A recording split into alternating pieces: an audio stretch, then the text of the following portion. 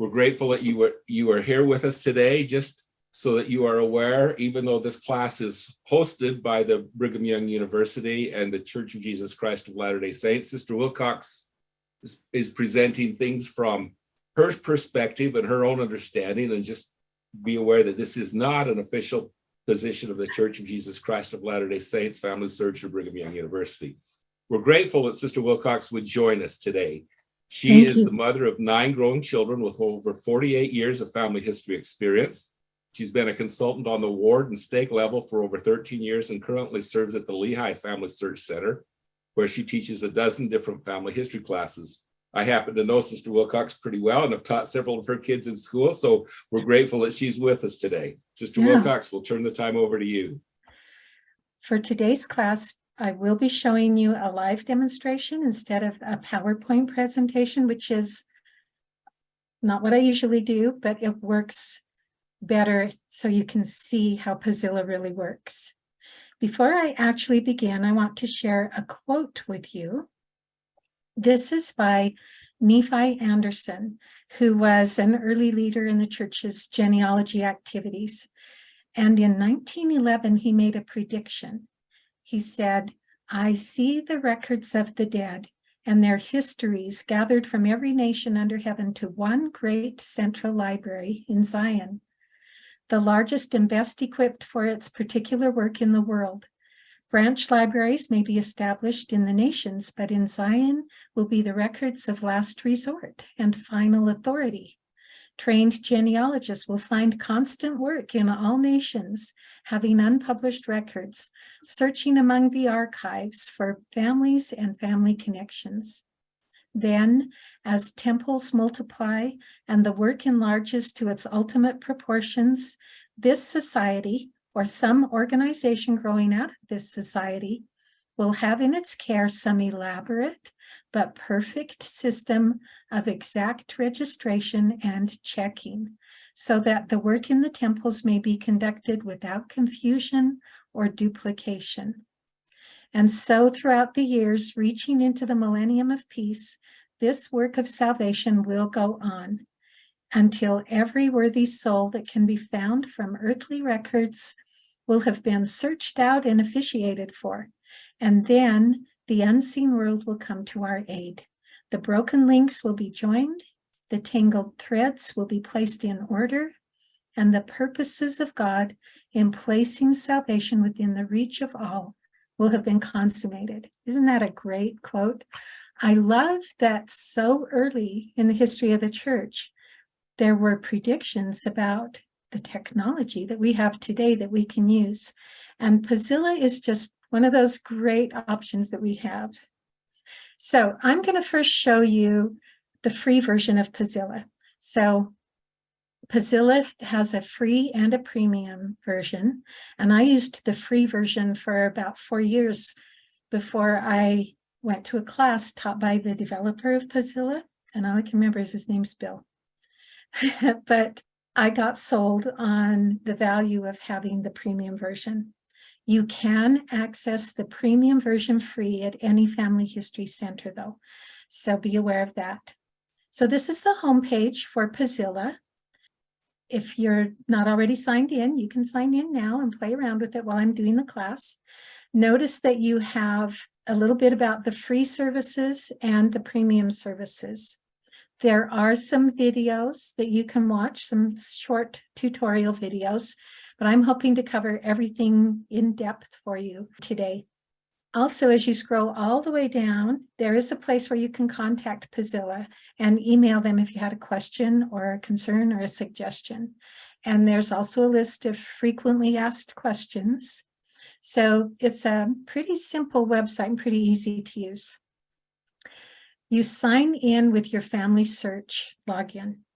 It does not work with Ancestry or any other tree. It only works with FamilySearch Tree. So the first time that you sign in, it will ask you if it's okay to access that data from your tree. So I'm just going to sign in with my husband's because he doesn't have the premium version. The developer of Puzzilla said that For example, I purchased the premium version, but other members of my family can use it. So in the same household. So this is his tree. Notice that it just has a couple of little buttons over here. This is my husband's ID number. So he's at the base or the root of this tree. As I hover over any individual, it tells me who they are, a little bit about them. And I have a couple of options. I can look at that person's descendants or that person's ancestors, or I can view them in family tree. It's not just a different way to look at our tree, though. So all of the little blue square icons represent the males, pretty obvious, and all of the red ones are the females. So I often have patrons in our stake approach me about doing family history work. They want to start, they know they should do something, but they don't really know where to begin.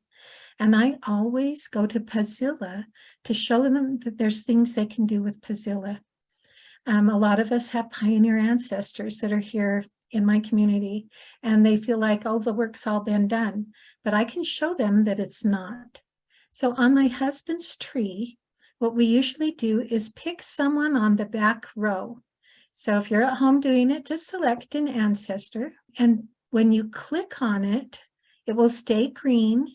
And notice when I hover over the others, nothing happens. I have to select that little X to close out that box, and then I can choose someone else. So I'm going to look at my husband's Danish ancestor, Niels Andersen. And what I want to do is look at his descendants. So I'm going to pick the little button that says descendants, and it's going to open Puzzilla in a new tab and create this little wheel with the descendants of this ancestor. Now I'm going to add another generation just to show you that you can do that. And notice how it builds then another generation. And let me just show you a different ancestor just to show you how they all look a little different depending on how many children are involved, if you have a maybe polygamous family or not. So I have no idea what this one's going to look at. We'll just see.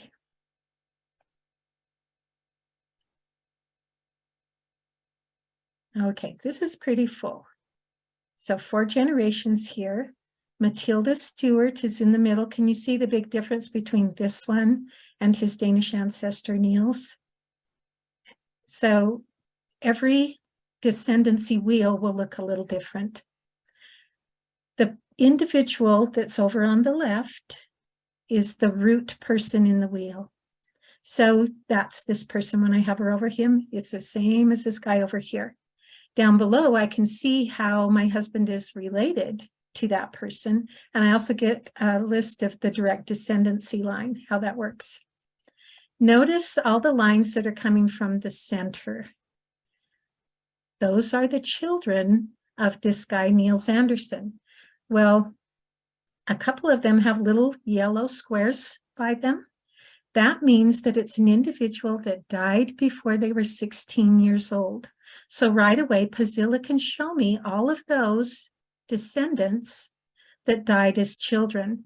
And that's important because they probably didn't have descendants. Now, we have a couple people on our tree that got married very young, and it's not impossible for someone 16 to have a child, but it's a probability situation. Then you notice that some of them on the outer rows of this circle have gray squares on them. There's a lot of them on the outer circle. In fact, everybody out here. Those are all individuals that were born less than 110 years ago. And that's important for those of us that are members of the Church of Jesus Christ of Latter-day Saints. If we want to reserve temple work, we cannot do that for someone that was born within 110 years without permission from the closest living relative. Okay, there's a difference here in this line. So notice all these children have gray lines. This child has a yellow line. The golden or yellow line shows how my husband is connected to this relative. So you can follow it all the way out to Rhea Thorne, who is his grandmother, and Cleon, who's his father. And if I added another circle, you would see my husband out here too. Let me show you the difference on this other really full wheel. So we have a lot more research done for Matilda here, and she has a lot more children that have children. So we have lots of grandchildren, great-grandchildren, and so forth. So what can you do with this information? What I do is take a look at the tree, so similar to this one, or the wheel, and look for places where there's work that possibly could be done. So how come we don't have any descendants for these other individuals?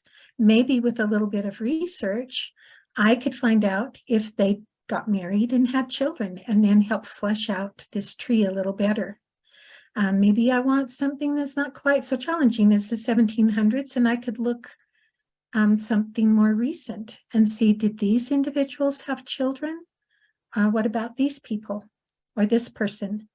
So in my own research, what I do or show others is that they can simply look at this wheel and see target areas for where you might be able to do a little more research and expand that little family tree and find new individuals.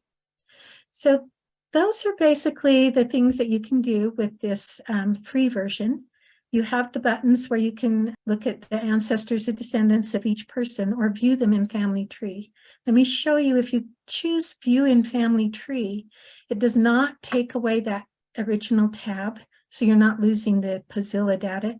It just opens up that person on FamilySearch so that you can look at them and then maybe do a little research if you need to. So let me show you the difference now on the premium version. So we're going to close that one. So this is mine. So it's building my tree. Now, because I've done a lot of work on my tree for a long time, and other people are working on it too, I like to start with more generations. So I'm going to add just one more generation. If I'm working with a youth, so somebody maybe like my grandchildren, I might want to start with maybe 9 generations.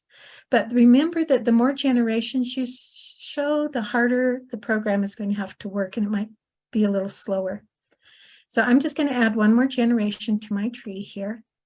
And notice all of these other buttons. So the free version only had these two: died less than 100, or died less than 16 years old and born less than 110. And I could look at a person's descendants or ancestors. Well, I have the same options, but a lot more.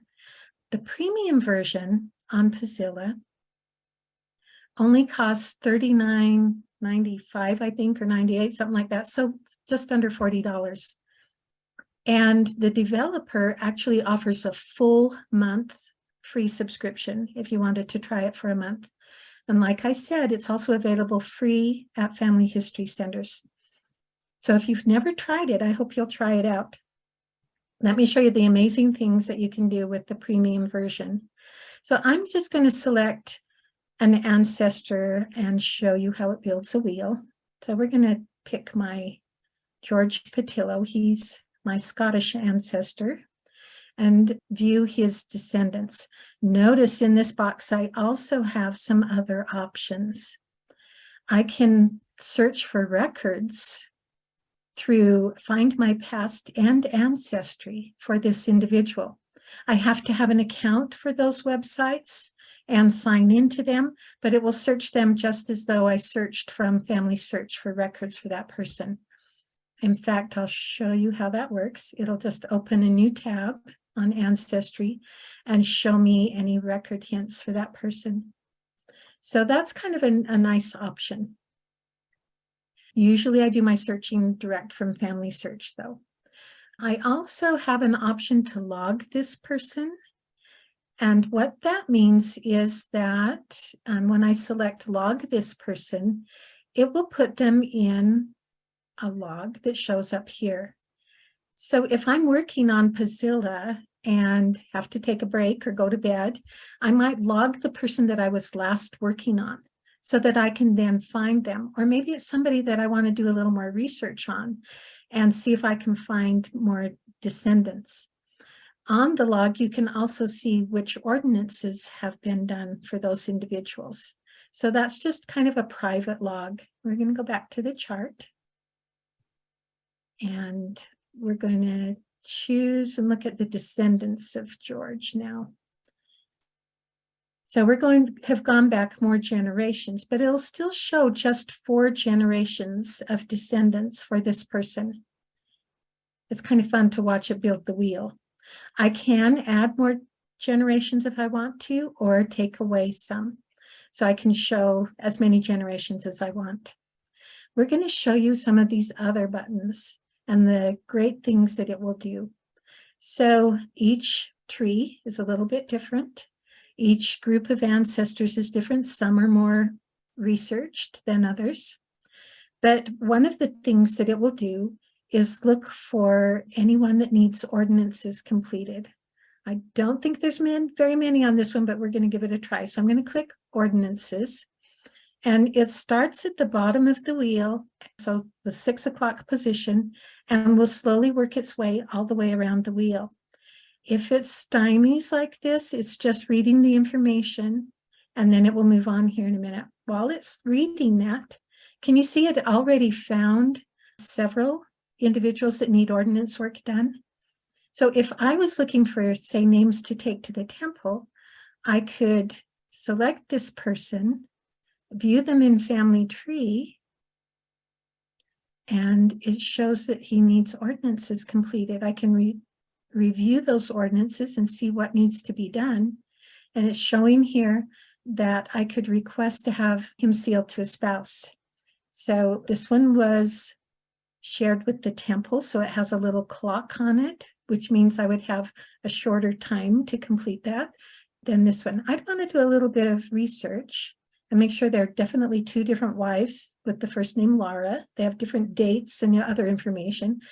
But that's the quickest, easiest way I know to find individuals that have ordinances that need to be completed. So let's look at this one over here. Notice I can make it larger. I can enlarge it. I can minimize it. This one here, can you see this individual has a green square by it? That means that I can do ordinances for this person. And it also has a yellow square. That means that that this child died before they were 16 years old. So I want to see what's going on and look at them in Family Tree. And here it shows Samuel Patillo, who was just a baby. And when I look at ordinances, I can see no one has had him sealed to his parents, and really easy to request those ordinances and then have that taken care of at the temple. Again, I don't know a quicker, easier way to find names to take to the temple. When we would have young people, groups of youth come to the Family History Center and look for, that was their goal. I want to take names to the temple. I want to do baptisms. And I can tell you I have been 100% successful in helping youth find names to take to the temple using this method. Some of the kids, it took looking at more than one group, or descendancy wheel. But I really didn't expect to find this many on this ancestor because we've really done a lot of work on him. So speaking of doing a lot of work on a line, let me show you. You can see that yellow line showing how I'm descended through him. I can see how much work I have contributed to a descendancy wheel. So all of these are my relatives because we share a common ancestor. They're all my relatives, they're all cousins. When you pull somebody up, you can look and see how we're related. So let's look at that Samuel, the little boy I just reserved. I can see he's my 3rd cousin, twice removed. So quick, easy way to find relatives that need to have ordinances completed. So if I want to see how much I have contributed to this family line, one of the buttons over here is my changes. So it will actually show me anyone that I have made a change to. So I'm going to click that, Notice it again, it always starts at the bottom, it's working its way around, and it's adding a little pink square to anyone that I've made a change to. So this is a branch of the family tree that I've worked on for quite a while, the last 8 years. And you can see just by looking at it that I've done a lot of work on it.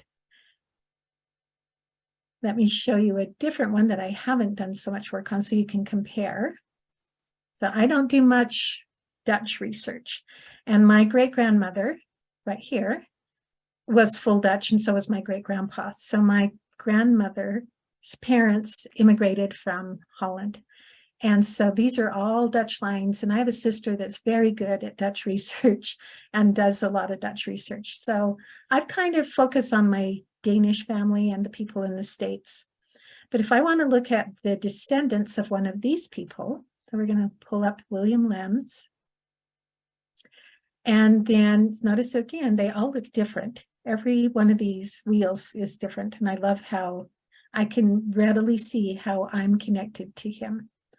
Well, I want to see if I've made any changes. I want to make it a little smaller so you can see the whole wheel.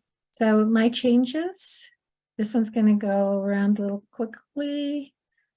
I haven't done so much on this one, but there's some work that needs to be done, obviously, because right away I can see a lot of areas for potential research. Sadly, there's also a lot of deceased children too.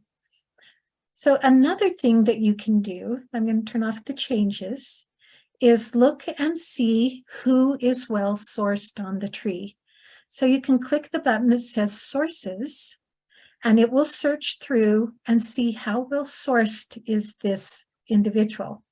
So if I find somebody that doesn't have any sources, like these or these, that might be a place where I want to start and do maybe a little research, maybe look at some other websites that might provide me with a record hint. So I'm going to turn that off and show you what else Puzzilla can do. You can look for record hints. So if there is a record hint from FamilySearch, so not from any of the other websites, but just from FamilySearch, that has not been linked to this person, it will show me that. So we're going to take a look and see if it comes up with any. I know I've looked in some of these, so it came up with some. So see all of these that have a orange square on them now? Those are all individuals that have a record hint that has not been attached to FamilySearch.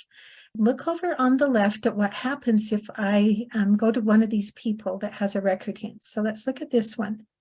Can you see over on the left how it shows me the sources that are already attached? And it shows me that there's a couple of record hints that have not been attached. And it tells me what they are. Let's look at a different one. This one has a couple different hints. The Netherlands hints aren't too fantastic because it doesn't tell me those archives if it's a birth, a marriage, or a death for most of them. But I could easily spend a few minutes and attach these record hints, and it might produce some more information that will add to the tree. I always tell people, if you have record hints that are not attached, please do review them and attach them, because even if you have already, say 3 proofs of a marriage and you end up with 4 more record hints for the same marriage, go ahead and attach them.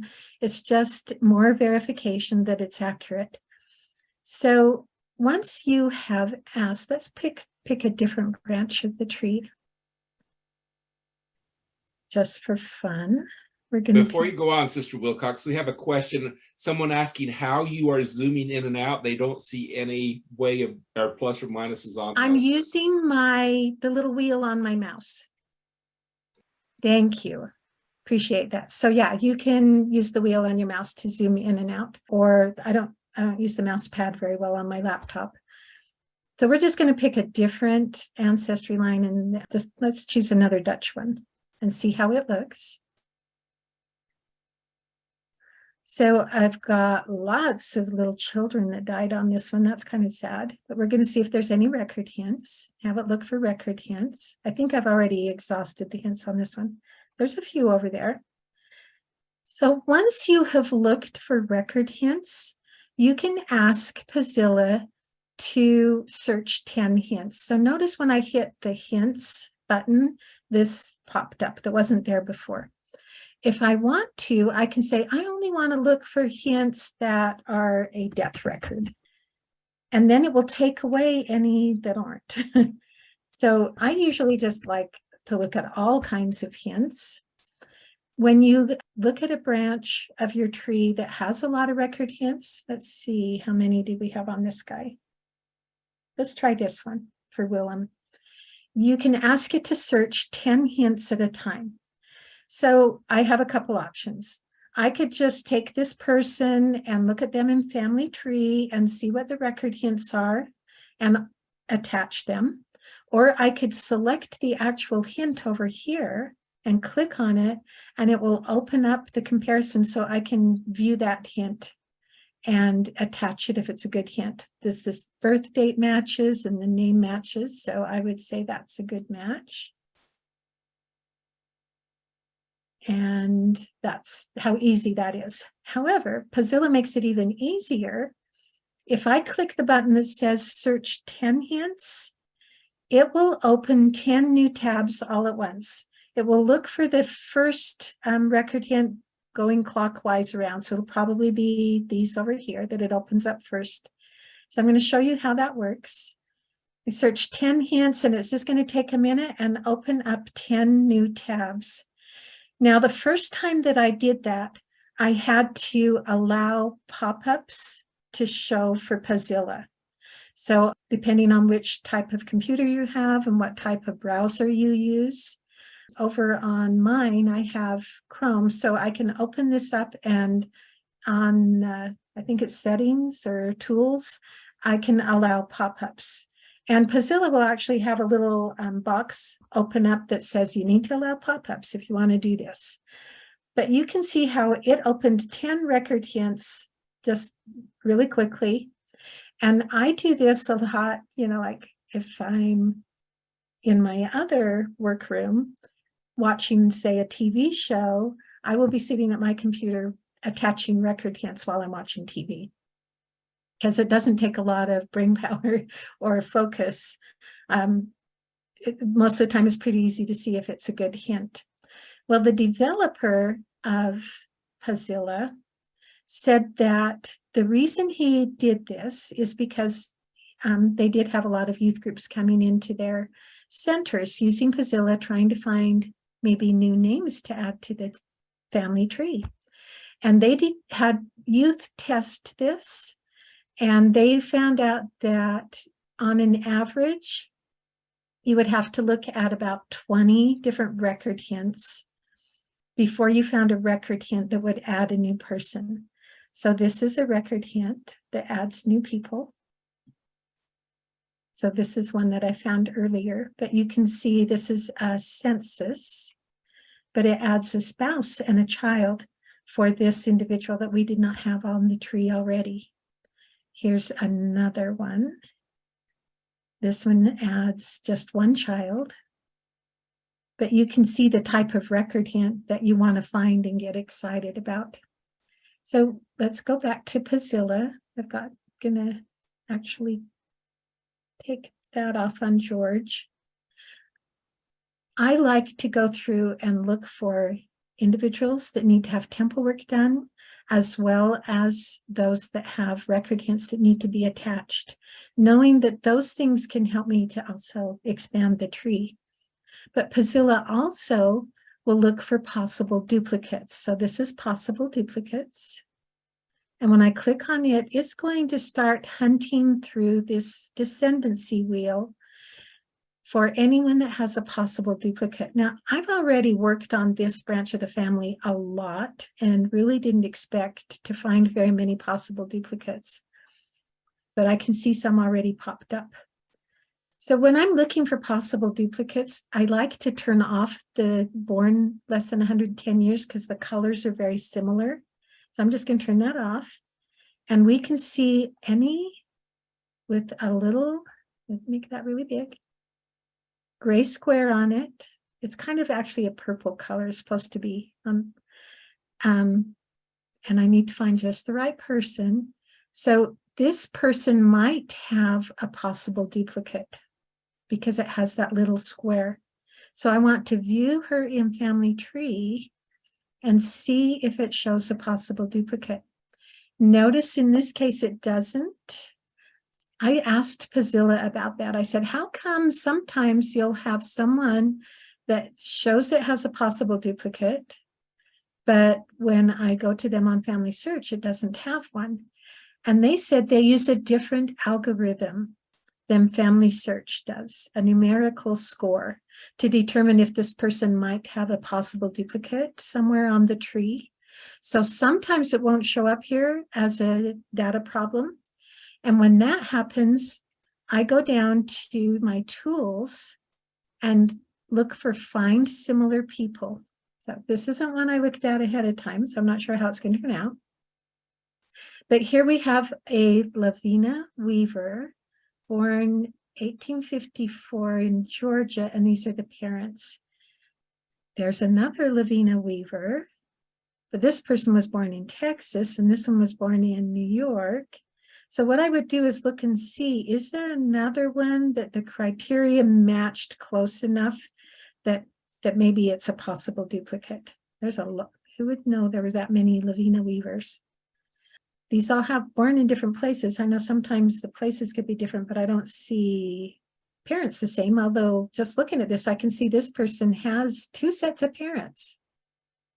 Actually, it's the same father because the PID number is the same, but they've got different mothers for her. So that might be something I'd want to look at and fix. But let's look at a different possible duplicate to see what happens. See if I can find another one on here. There's a bunch over here. When they're this close together, sometimes it's hard to see who's really the possible duplicate, but we're going to see if this person has a possible duplicate. If it was not, we're going to look at the siblings. So see how that one has a possible duplicate, and I can review it right away and take care of it. I don't know an easier, faster way to look for problems like that. I know when we're looking at the descendancy view, it will show if there's data problems, or looking at our landscape view on Family Tree. But let me just show you the difference on what a landscape view looks like. So we're going to look at, I'm going to close Willem Lems there, and I'm going to close all these sources that we're not going to attach right this minute. Okay, so earlier I pulled up, I got too many of those, a couple of different people. We're going to go to this one. This is a guy on my husband's tree, and I asked it to look for record hints, and you can see I've asked it to look for individuals that need temple ordinances done. And I don't think I asked it for I guess I did. I asked for possible duplicates too, because there's quite a few of those showing. This one probably is not going to work the same because I did this hours ago. But notice the black ones. Let's talk about those first. The black ones indicate, after I've done a search for 10 hints, a new button pops up that says new person. And it will search through all the record hints to see if there's a record hint that might add a new person to the tree. And that's what these are. So if I looked at one of them, and a box won't show up because I did this a couple of days, like many hours ago. But it will show me that's where I got these. A record hint that does add a new person to the tree. And this is another one. And this is one of them. There were quite a few. This one added a husband and 3 children. And the data matched. So I was pretty excited when I saw those. But let me go back to my tree. I'm going to copy this guy's PID number. This is what I wanted to show you. Okay, so here's his descendancy view on Puzzilla. So he's in the middle, and these are his children, grandchildren, and so forth. And a lot of people ask me, well, you can see the descendants on FamilySearch. And this is his descendants. I'm going to refresh this page because it's been a while since I looked at it. Big difference, right? Well, I can show more generations. So I would go to 4 generations. And it does show a lot more people. But maybe it's just the way I work or see things. It's harder for me to pick out individuals on the descendancy view that don't have descendants, that don't have children, or might have more work for me to do. So again, here's this tree, the descendancy view versus this one, where I can see right away areas where I might be able to just do a little bit of research and add to the tree. We do, on the descendancy view, have all of these little icons on the right to help us. So we have things like, data problems, and it will show us what they are.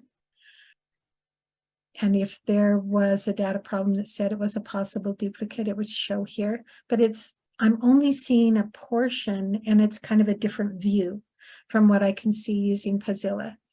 So I really do use Puzzilla a lot more than the descendancy view if I'm trying to flesh out my tree. So I'm just going to close these guys and go back to my tree over here. So back to George. So we were talking about possible duplicates, and we've talked about record hints. That we have a couple other buttons here that we can look at. So I'm going to turn off these. So we just have a clean wheel. And I'm going to ask it to look for targets. So targets will look for a suggestion for a place to start new research. And notice when I hover over it, it tells me exactly what targets are.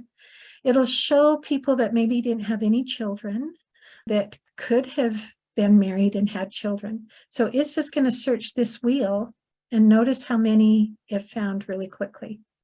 So these are what it calls targets. And you can find the targets yourself with the free version. It's just those places that, these guys that don't have children, don't have descendants, and I can look for those. What I want to show you is that you can also change things a little bit on the targets. So let's say I only want to look at people in Georgia. I can type that in the box here, and then it'll take away any of those that aren't in Georgia. Notice how it looks. And if I take Georgia off, it adds a lot more. I can also change the time frame. Maybe I only want to look for those that were born between 1850 and 1880. And it automatically will adjust this. So I usually just use all the targets and take a look and see if I can do research that will help me to find more people on the tree and fill in the tree and make it more accurate by getting rid of those possible duplicates, by adding those record hints. So the other buttons that we have here, let's turn off targets, is status. And status is a little different. I have to enter like a date range here, except it's not giving me a little box to enter the date range. Status kind of lets me know if there's somebody that I can be working on. I don't really use status, and I rarely use targets. I use targets sometimes. Tracking is just another one that's just another tool to help me track what I'm working on. So the things that I use the very most and all the time are the hints, the possible duplicates, and the ordinances. Let's look at somebody else just to show you a completely different tree. I'm going to show you something funny on one branch of my tree. Let's see, it would be right here.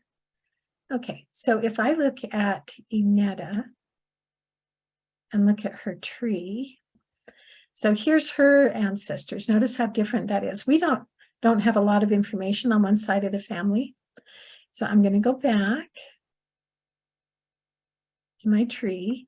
And on Inetta, when I look at this, and let's find, I need to go up the Bailey one. not, I want to look at the Hezekiah. My wheel does a funny thing. Okay, so this is what I wanted to show you. This one has 2 yellow lines. You might ask, well, that's weird. And why is that? That's what I thought too. But it's because my great-great-grandparents were first cousins. And so there's Martha and Nancy, who were sisters. Nancy's daughter, Inetta, married Martha's son, Samuel. So that's why I have 2 yellow lines on that one. It looks a little weird. But there have been times where I've been able to look at Puzzilla or look at somebody's tree and right away see that maybe there's a problem. I found one a little while ago that showed that this person had like 59 children. I'm like, I don't think that's right. So doing a little research, it was easy to see that that was very wrong, that she'd been merged several times with wrong people. And so it was easy to fix that and take care of those wrong relationships. So sometimes just a look at Puzzilla will help me find things that normally I wouldn't look at. You know, what if I want to look at my husband's tree? Because if I'm just looking at my tree, how do I look at his tree? Or how can my husband use Puzzilla on my account? In order for my husband to use my account, he would have to log in with my FamilySearch ID, but maybe he wants to search his tree, not mine. So I would need to go to FamilySearch. Let's look at my tree and pick one of his ancestors. So he would need to go to his tree, and I'm just going to change this to the landscape.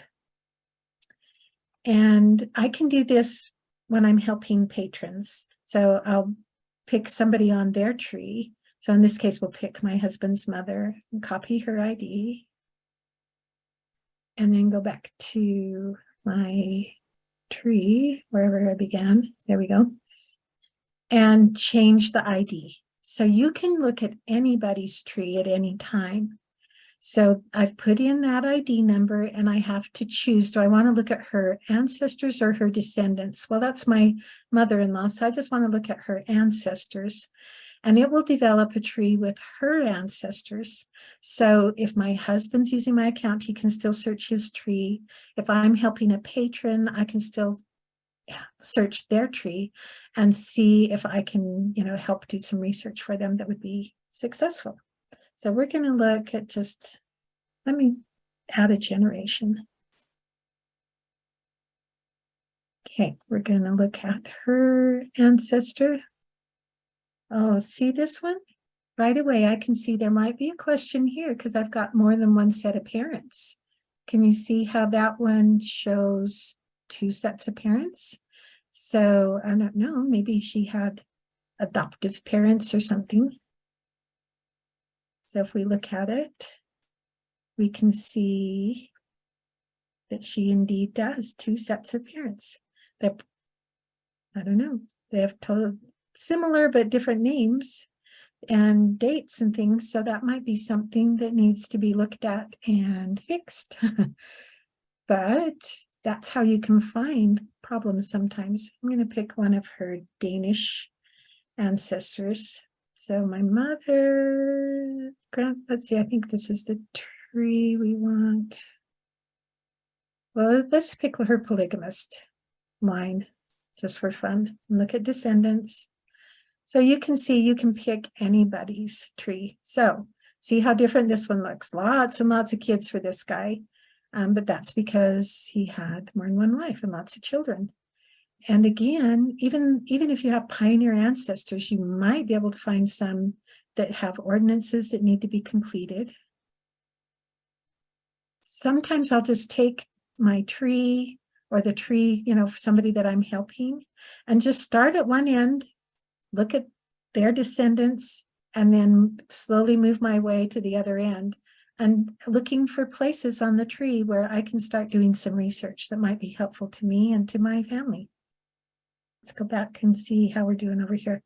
It found a couple, which is a little bit of a surprise. Notice this one is somebody that was born within 110 years, so I wouldn't be able to, reserve that, but maybe this one.